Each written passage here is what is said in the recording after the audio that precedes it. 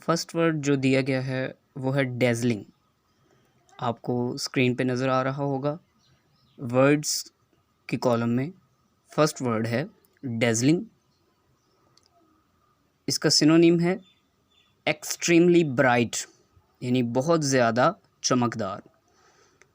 Second word is imagination, जिसका synonym है creative, fancy या आइडिया। उर्दू में इसको तख़य्युल कहेंगे। The third word is remarkable, जिसको उर्दू में ख़ास या गज़ब का कहेंगे और इसका सिनोनिम है extraordinary. Next word is composed, जिसको उर्दू में हम कहेंगे देखना या मुरतब करना और उसका सिनोनिम है रॉट, कंप्राइज्ड या वर्सिफाइड। उसके बाद है प्रिजर्वेशन। प्रिजर्वेशन को उर्दू में हिफाजत कहेंगे, जिसका सिनोनिम है सिक्योर, प्रोटेक्शन या सेफ़। उसके बाद वर्ड है बीस्टोर्ड, उर्दू में हम कहेंगे अता किया और इसका सिनोनिम है conferred. Next word is message. Message का मतलब है पैगाम, तो इसका सिनोनिम है communication. Next word is superstition. Superstition को उर्दू में हम तवाहुमात कहते हैं, वहम की जमा, और इसका सिनोनिम है रॉन्ग कंसेप्शन या अनरीजनिंग फेयर। उसके बाद है एबंडन। एबंडन को उर्दू में हम कहेंगे तर्क करना, छोड़ देना, जिसका सिनोनिम है गिव अप। उसके बाद एक्सरसाइज में जो नेक्स्ट टॉपिक है वो है अफिक्सेशन का। स्टूडेंट्स, आपने उर्दू में साबिका और लाहका तो पढ़ा होगा, तो अफिक्सेशन जो है ये इंग्लिश में वही टॉपिक है जहाँ पे एक सफिक्स है एक वर्ड और एक वर्ड है प्रीफिक्स। प्रीफिक्स वो वर्ड है जो हम किसी वर्ड के शुरू में लगा देते हैं, जैसे कि एक वर्ड हो नेसेसरी और हम उससे पहले लगा दें अन, तो ये बन जाएगा अननेसेसरी। तो जो हमने नेसेसरी के साथ अन लिखा ये प्रीफिक्स है। और जो सफिक्स होते हैं, हम जिस तरह वन के साथ नेस लगा दें, नेस हमने चूँकि वन के बाद लगाया, इसको हम सफिक्स कहेंगे और उर्दू में हम इसको साबका कहेंगे। तो शुरू करते हैं। Affixation is a process of word formation by adding a prefix और सफिक्स टू बेस वर्ड। जो जिस वर्ड के साथ हम सफिक्स या प्रीफिक्स लगाते हैं उसे हम बेस वर्ड भी कह सकते हैं, रूट वर्ड भी कह सकते हैं और हेड वर्ड भी कह सकते हैं। तो आपकी जो एक्सरसाइज में जो वर्ड दिया गया है, सबसे पहले है ऑथर। तो ऑथर का जब हम अफिक्सेशन बनाएंगे तो वो है को ऑथर। नेसेसरी से बन जाएगा अननेसेसरी, फेयर से अनफेयर। स्टूडेंट्स, ये जो हम शुरू में लगा रहे हैं को और अन, इसी तरह फिर नीचे इम और अन और फिर इन डेंजर, तो ये इन जो हमने लगाया, इस तरह की ये जो वर्ड जो हम शुरू में लगा रहे हैं ये प्रीफिक्सेस हैं। हम प्रीफिक्सेस यूज़ कर रहे हैं रूट वर्ड्स के साथ।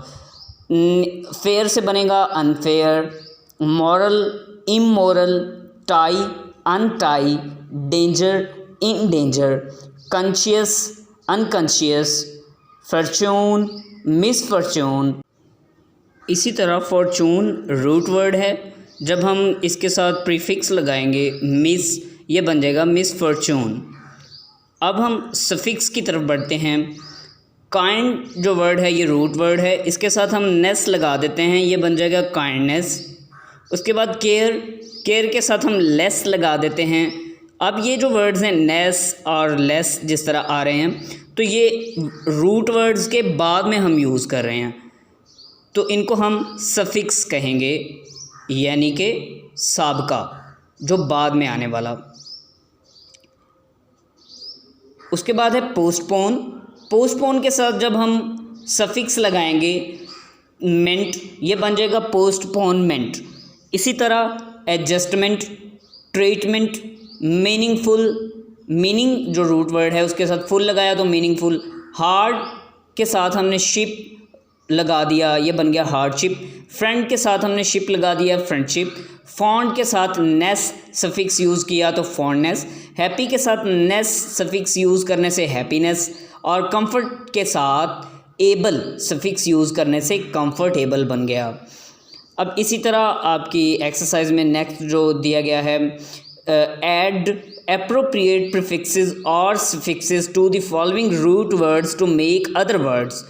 दर्ज झैल मादा अल्फाज के साथ, यानी रूट वर्ड्स को मादा अल्फाज कहते हैं उर्दू में, दूसरे अल्फाज बनाने के लिए मुनासिब साबकों और लाहकों का इजाफा कीजिए।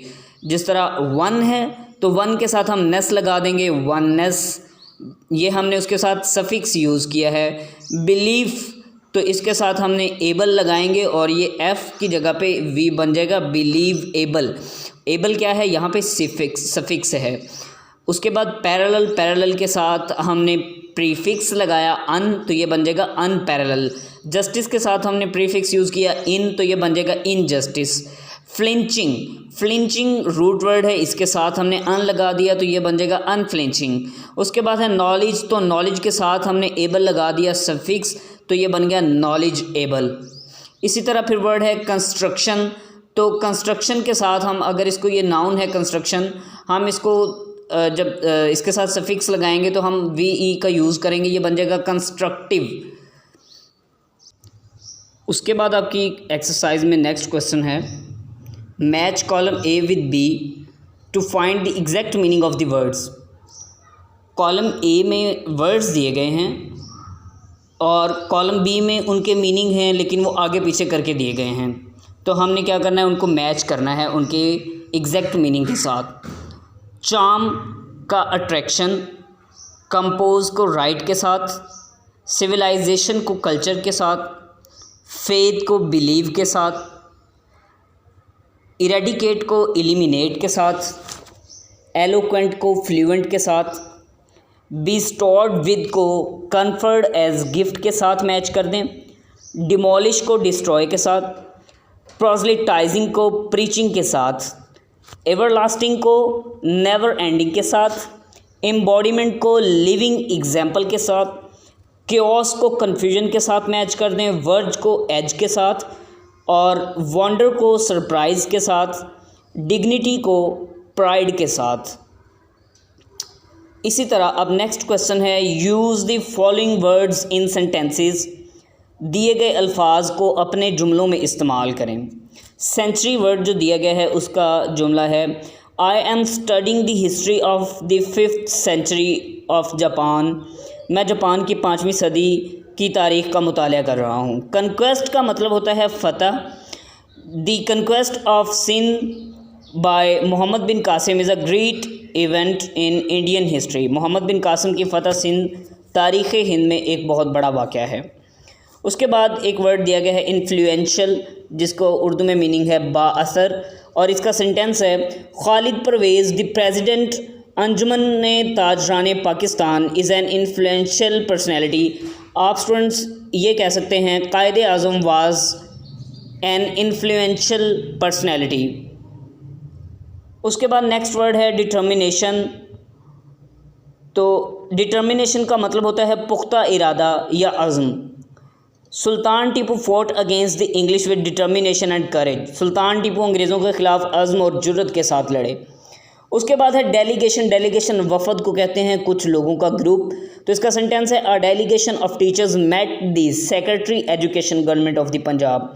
आप यूँ कह सकते हैं, a delegation of teachers met the principal, के असातिज़ा का एक वफ़द प्रिंसिपल साहब से मिला। क्वाइटली का मतलब है खामोशी से, और इसका सेंटेंस है, he left his house quietly and went to the forest. उसने खामोशी से अपना घर छोड़ा और जंगल में चला गया। नेक्स्ट वर्ड है अर्ज। अर्ज का मतलब है मजबूर करना। I urge my sister to stay at my home. मैंने अपनी बहन को मजबूर किया कि वो मेरे घर ठहरे। अर्ज का मतलब हौसला अफजाई करना भी होता है। इग्नोरेंस, जिसका मतलब है जहालत, और इसका सेंटेंस है, our government is fighting against poverty and ignorance. हमारी हुकूमत गुर्बत और जहालत के ख़िलाफ़ लड़ रही है।